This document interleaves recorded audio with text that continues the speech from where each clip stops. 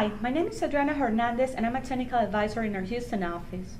Sometimes we receive calls and support emails from customers that would like to do some analysis in equipment not listed in SubPUMP. As the only neutral ESP software in the market, the real beauty of this tool is the ability to analyze your wells no matter what the vendor is. So today I would like to illustrate how you can add pumps if they're not listed in SubPUMP. So let's get started. To begin with, we have two different methods to include the information of a new equipment, in this case, the pump. One is a SubPUMP Excel file, which template can be found on the C drive and looks like this example here. And the other is a PMP file that looks like this one here. And there's also an example of a format that can be found on the C drive. They both need the same source of information, so I have decided to walk you through the process of obtaining the information first, so I can go later and show you how to add it in SubPUMP. So let's review the pump information first. This is a pump performance curve that you can actually request to your vendor, right? So here we have information such as the optimum operating range that for this particular pump is between 2,200 barrels per day and 4,100 barrels per day. It's also represented by this yellow section, which boundaries are known as down thrust and up thrust. We have the head, efficiency, and power curves, and all of them are directly related to the capacity of production. In addition, this performance curve is representative at one stage only, in a fluid with one of a specific gravity, that's in water, with a frequency of 60 Hz and 3,500 RPMs or revolutions per minute.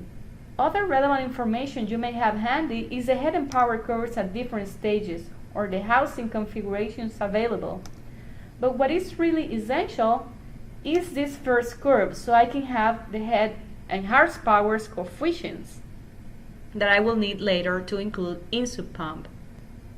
The first thing that you have to do is actually digitize the head and power curves from this catalog image. So all you have to do is put on an Excel table the values you manually read at different capacity. So for example, if you are reading the head curve for 0 barrels, you will have 57 feet of head. For 500 barrels, you will have 55.8 feet of head. For 1,000 barrels, you will have 53 feet of head, and so on. Please don't forget to do exactly the same process with this red curve. So you have the head and power values for the different capacities. Once you finish doing this, you will have something like this table here. Rates, head, and power. Your purpose is actually having the head and power coefficients.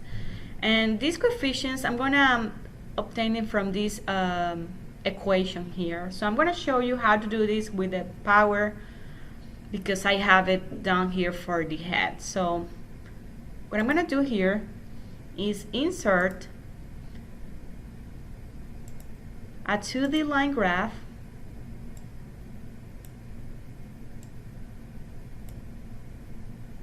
and I'm going to put my data here. So my data will be this data, and then I'm going to go and click on the head, and I'm going to edit these values. These are going to be my rates. Then I'm going to just remove this, and I have my head. But I actually don't need my head. I'm gonna put my power curve here. So you see I have my power digitized curve. Then I'm gonna go and right click and I'm gonna add a trend line. And I'm gonna use a polynomial equation, order 5. And I'm gonna click on the display equation on chart. And then I'm going to close, and this is what I have right now. I'm going to put this a little bit bigger,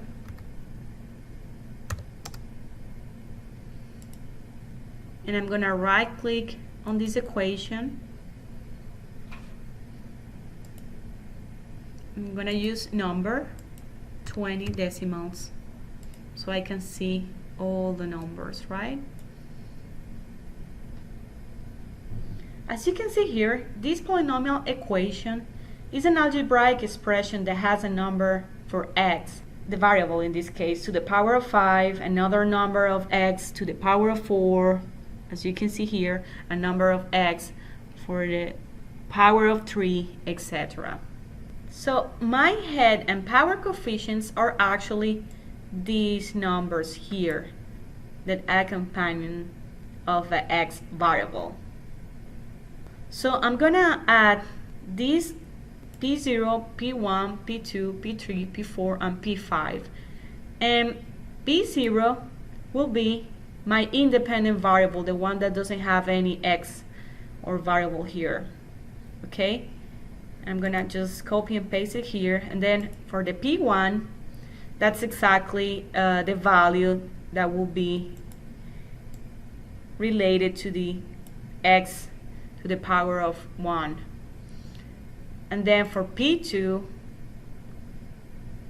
I'm gonna have to use a symbol here, which is minus 0.0207, etc. The one who is with the x to the power of 2, and so on. So once that I have written all my power coefficients and my head coefficients, because I'm gonna do this process with both curves, I'll be ready to add them in SubPUMP.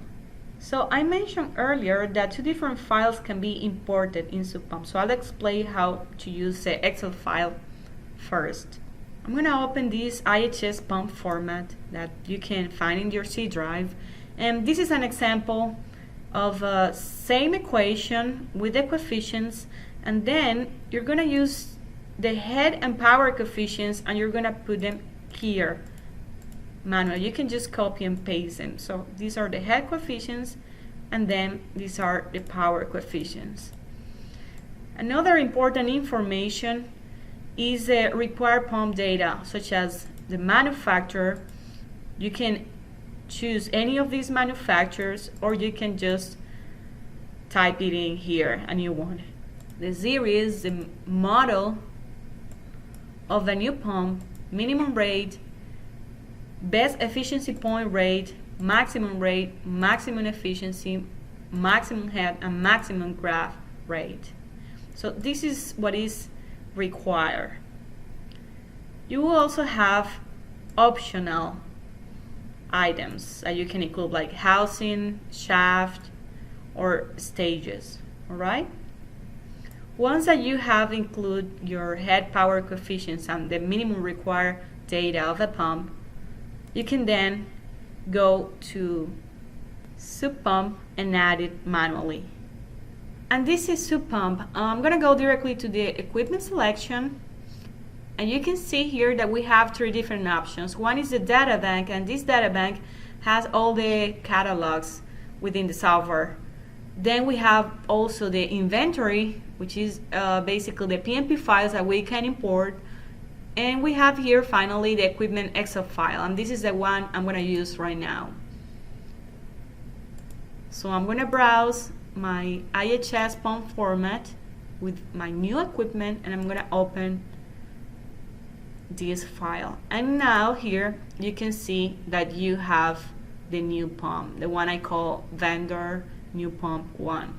One of the benefits of using this Excel file is that you can actually include different pumps. So for example, here I have 46 different pumps, right? So I just included all the head power coefficients of all these pumps, and also the required information such as the rates.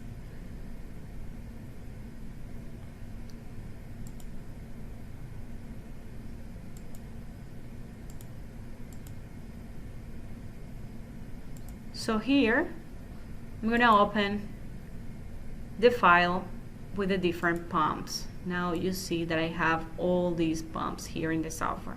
The second option that we have is here in my equipment tab where it says additional pumps. What you have to do is first select others, if this is a new manufacturer, and select a reference. So for example, let's suppose that I'm gonna use a reference here. Type in the manufacturer name and the name of the pump. Maximum and minimum rates, best efficiency rate, maximum rate for the graph, maximum efficiency, and here we have two different options, the test data or the coefficient data. So the coefficient is the same that we use for the Excel file with the head and the horsepower coefficients, and the other one is the test data. I'm going to use this, and this is actually simpler because it's only rate, head, and horsepower. So I'm going to go directly to my Excel file, and I'm going to just copy and paste this information. And then I'm going to just paste it here. I'm going to calculate this, and this is basically my pump. Then you have to save this as an inventory file.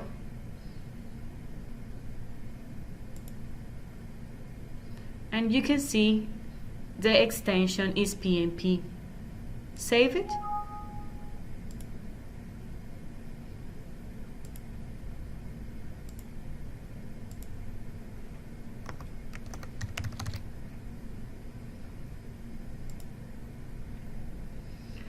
And then you have this management option. And now I can see my pump and I can use it. Okay, I'm gonna click OK. I'm gonna click OK. Then I'm gonna go directly to this equipment selection again. And now I'm gonna use this inventory option.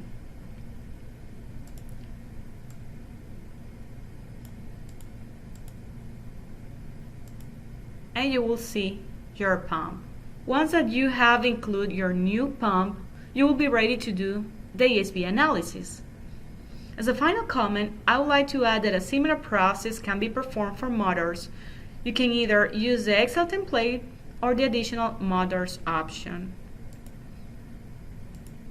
So we have the additional motors option here. And we have the motor format here. It's pretty similar. With this, I have explained how you can add equipment not listed in SubPUMP. If you have enjoyed the video and if you want to learn more about SubPUMP, don't hesitate to contact us. Thanks for watching.